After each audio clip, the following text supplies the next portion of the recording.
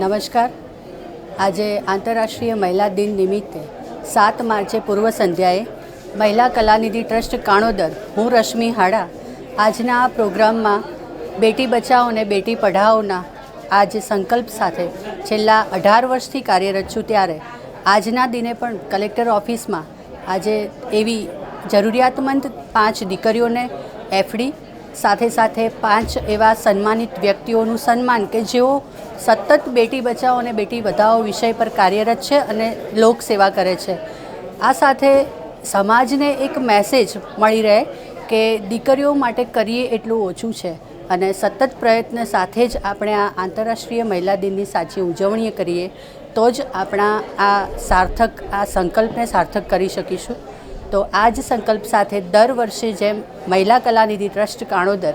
આંતરરાષ્ટ્રીય મહિલા દિનની ઉજવણી કરે છે, એ જ રીતે આજે પણ આ ઉજવણી કરવામાં આવી અને સતત પ્રયત્નશીલ રહીને બનાસકાંઠાની દીકરી તરીકે ચોક્કસ પ્રયત્ન કરતી રહીશ તેવી અભ્યર્થના સાથે અસ્તુ.